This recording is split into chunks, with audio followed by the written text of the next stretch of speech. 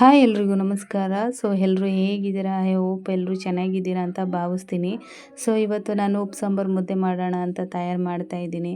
ಯಾಕೋ 3 ದಿವಸದಿಂದ ಸ್ವಲ್ಪ ಹುಷಾರಿಲ್ಲ ಅನ್ನೋ ಥರ ಅನ್ನಿಸ್ತಾ ಇತ್ತು. ಅದಕ್ಕೋಸ್ಕರ ಉಪ್ಪು ಸಾಂಬಾರು ಮುದ್ದೆ ಮಾಡೋಣ, ಚೆನ್ನಾಗಿರುತ್ತೆ ಅಂತ ಮಾಡ್ತಾ ಇದ್ದೀನಿ. ನನಗೇನಾದರೂ ತಿನ್ಬೇಕು ಅನಿಸಿದ್ರೆ ಅವಾಗವಾಗ ಮಾಡ್ಕೊಂಡು ನಾನೇ ತಿಂತೀನಿ. ಯಾರನ್ನೂ ಕೇಳಲ್ಲ ನಾನು. ನೋಡಿ ಉಪ್ಪು ಸಾಂಬಾರಿಗೆ ಚೆನ್ನಾಗಿ ಅದು ಸೊಪ್ಪೆಲ್ಲ ತೊಳೆದಿಟ್ಕೊಬೇಕು. ನಾನು 2 ಥರ ಸೊಪ್ಪು ಹಾಕ್ತಾಯಿದ್ದೀನಿ. ಒಂದು ಸಬ್ಬಕ್ಕಿ ಸೊಪ್ಪು ಮತ್ತು ಮಾಮೂಲಿ ಉಪ್ಪು ಸಾಂಬಾರು ಸೊಪ್ಪು ಅಂತ ಬರುತ್ತೆ. ಎರಡೂ ಮಿಕ್ಸಲ್ಲಿ ಹಾಕಿದ್ರೆ ತುಂಬ ಟೇಸ್ಟಾಗಿರುತ್ತೆ, ಚೆನ್ನಾಗಿರುತ್ತೆ ಅಂತ. ಆರೋಗ್ಯಕ್ಕೂ ಒಳ್ಳೆಯದು. ಹಾಗೆ ಇದು ತಟ್ನಿಕಾಳು ಅಂತ ಕರಿತೀವಿ ಊರ ಕಡೆ. ಬೆಂಗಳೂರಲ್ಲಿ ಬಂದ್ಬಿಟ್ಟು ಅಲಸಂದೆ ಕಾಳು ಅಂತ ಕರೀತಾರೆ ಎಲ್ಲರೂ. ನೋಡಿ ಅದು ಚೆನ್ನಾಗಿ ಕಾದ ಮೇಲೆ ನೀರು, ಅದಕ್ಕೆ ಕಾಳು ಸೊಪ್ಪು ಎರಡೂ ಹಾಕಿಬಿಟ್ಟು ಕುದಿಸ್ಬೇಕು ಚೆನ್ನಾಗಿ. ಅದು ಕುದಿಸಾದ್ಮೇಲೆ ಅದನ್ನು ಸ್ವಲ್ಪ ಕುದಿ ಬರುತ್ತಲ್ಲ ನೋಡಿ, ಆವಾಗ ಸ್ವಲ್ಪ ಉಪ್ಪು ಹಾಕಬೇಕಾಗುತ್ತೆ. ಯಾಕಂದರೆ ಅದು ಕಾಳಿಗೆ ಮತ್ತು ಸೊಪ್ಪಿಗೆ ಉಪ್ಪು ಹಿಡಿಬೇಕಲ್ಲ.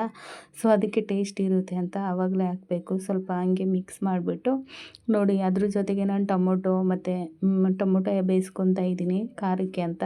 ಸೈಡಲ್ಲಿ ಹಾಗೇ ಮುದ್ದೆ ಮಾಡೋಣ ಅಂತ ಮುದ್ದೆಗೆ ನೀರು ಹಾಕಿದ್ದೀನಿ. ಅದು ಎಷ್ಟು ಬೇಕು, ಎಷ್ಟು ಜನಕ್ಕೆ ಬೇಕು ಅಂತ ಅಳತೆನಲ್ಲಿ ನೀರನ್ನ ನಾವು ಹಾಕ್ಕೊಬೇಕಾಗುತ್ತೆ. ನಾನು ಅದೇ ಥರ ಹಾಕಿದ್ದೀನಿ ನೋಡಿ. ಚೆನ್ನಾಗಿ ಕುದೀತಾ ಇದೆ, ಬೆಂದಿದೆ ಚೆನ್ನಾಗಿ. ಹಾಗೆ ಮುದ್ದೆಗೆ ಇಟ್ಟಿದ್ದೀನಿ. ರೈಸು ಕೂಡ ಹಾಕ್ತಾರೆ, ಕೆಲವರು ರೈಸ್ ಹಾಕ್ತಾನೆ ಮುದ್ದೆ ಕೂಡ ಮಾಡ್ತಾರೆ. ಆದರೆ ನನಗೆ ರೈಸ್ ಹಾಕಿಯೇ ಮುದ್ದೆ ಮಾಡಬೇಕು ಅಂತ ಇಷ್ಟ ಆಗುತ್ತೆ. ಆ ಥರನೇ ನನಗೆ ಇಷ್ಟ ಆಗೋದು. ನೋಡಿ ಚೆನ್ನಾಗಿ ಕುದೀತಾ ಇದೆ. ಚೆನ್ನಾಗಿ ಬೆಂದ ಮೇಲೆ ಅದನ್ನು ಹಸಿಟ್ಟನ್ನ ಹಾಕಬೇಕಾಗುತ್ತೆ. ಆವಾಗಲೇ ಅದಕ್ಕೆ ಟೇಸ್ಟ್ ಬರೋದು, ಚೆನ್ನಾಗೂ ಬರುತ್ತೆ. ಸಾಂಬಾರು ಕೂಡ ರೆಡಿಯಾಗಿತ್ತು. ಫೈನಲಾಗಿ ಚೆನ್ನಾಗಿತ್ತು, ಘಮ ಘಮ ಅಂತ ಸ್ಮೆಲ್ ಬರ್ತಾಯಿತ್ತು.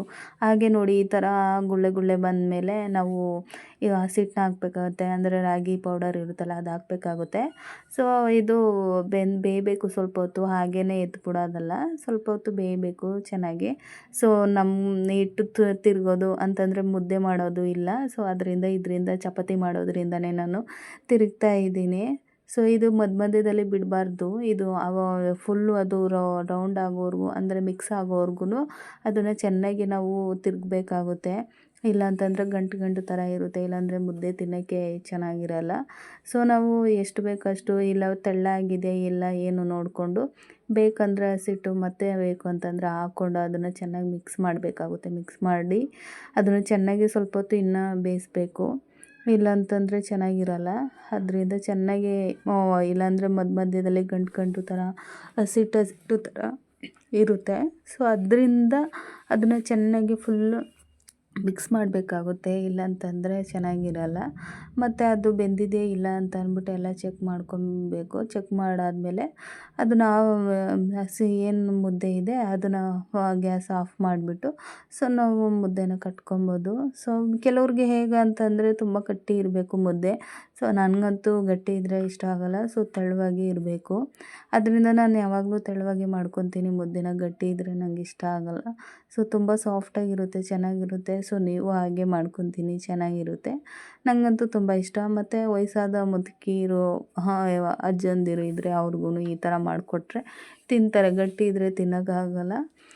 ಆದರೂ ನನಗೆ ಇದು ತುಂಬ ಈ ಥರನೇ ಇಷ್ಟ ಆಗೋದ್ರಿಂದ ನಾನು ಈ ಥರನೇ ಮಾಡ್ಕೊತೀನಿ. ನಿಮ್ಗೆ ಯಾವ ಥರ ಇಷ್ಟ ಆಗುತ್ತೆ ಹೇಳಿ.